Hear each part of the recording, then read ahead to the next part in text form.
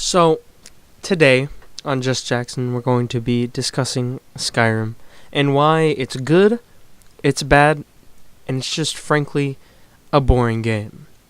Now, to start off, I want to say Skyrim is an amazing game, but even the best games have imperfections.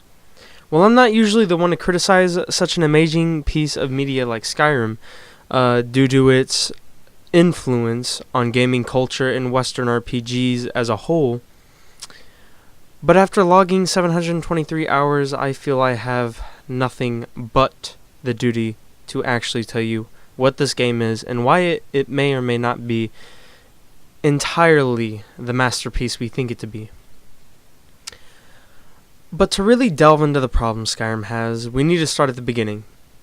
While the opening to Skyrim is not as debilitating as, say, Fallout 4's boring and vastly overhyped opening is, Skyrim is fairly straightforward.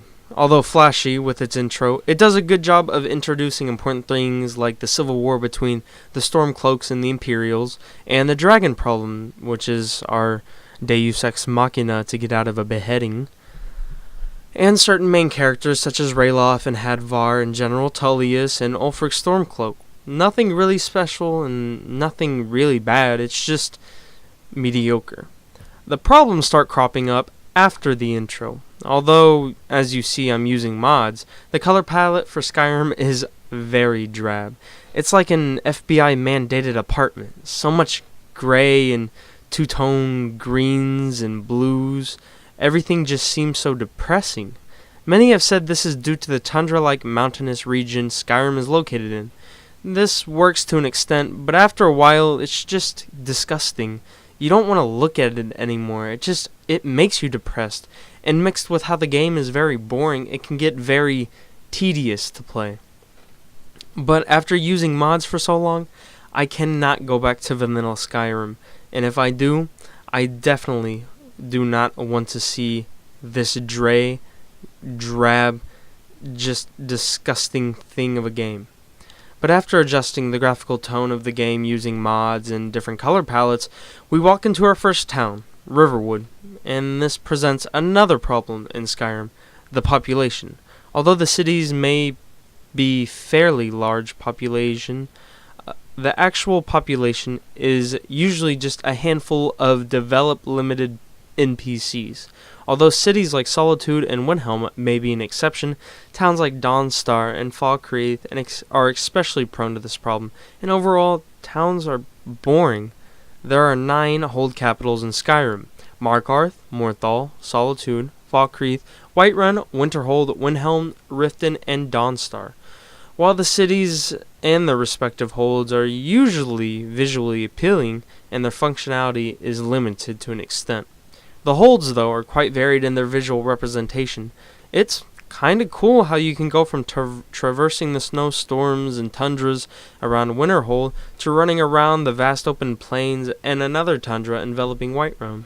And while prancing and running around, you cannot help but be encountered by a hostile enemy, introducing us to the combat.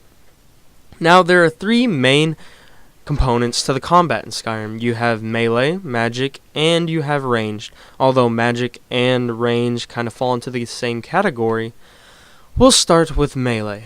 Melee just feels clunky, slow, very ham-fisted sometimes. You see, after you swing your weapon, you have about half a second to a second of cooldown time before you can swing again. And while this may sound small, some games like Oblivion did this much better with not having a cooldown.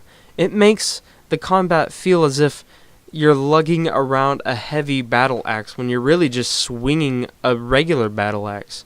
It's very slow and it's very cumbersome. You feel as if you're 2 feet wide and you're swinging a greatsword that is 8 feet long, which actually might be the case in sometimes, but other than that, it's really debilitating. And the second form of combat we have is ranged. Now, ranged is the least open combat advantage you have.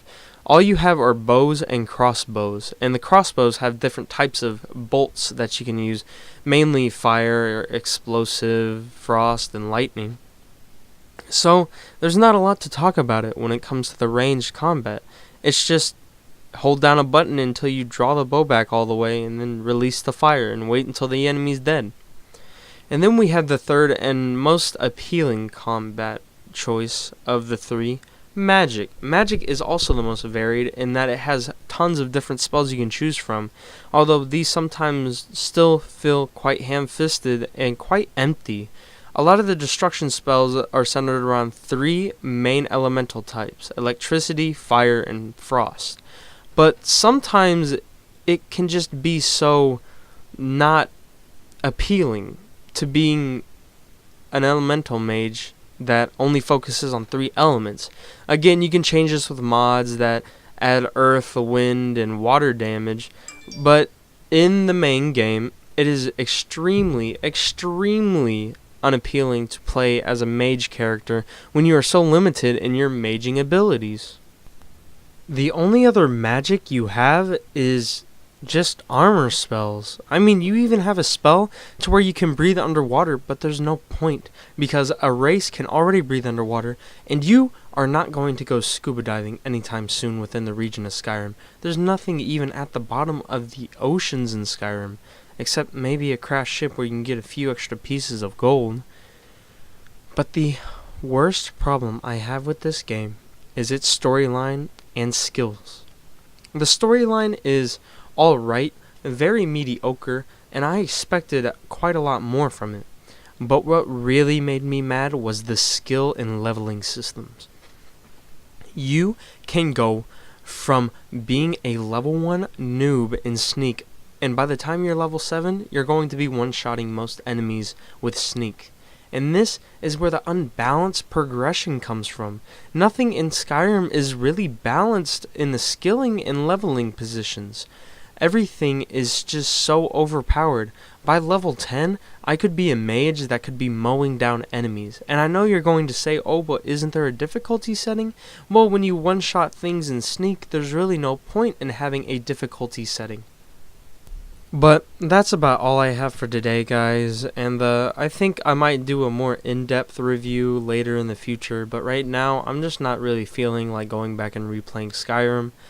I was playing it for a few minutes today, as you saw with the footage I'm showing you now, but overall this game is extremely boring, and it would honestly be a waste of my time if I were to play it.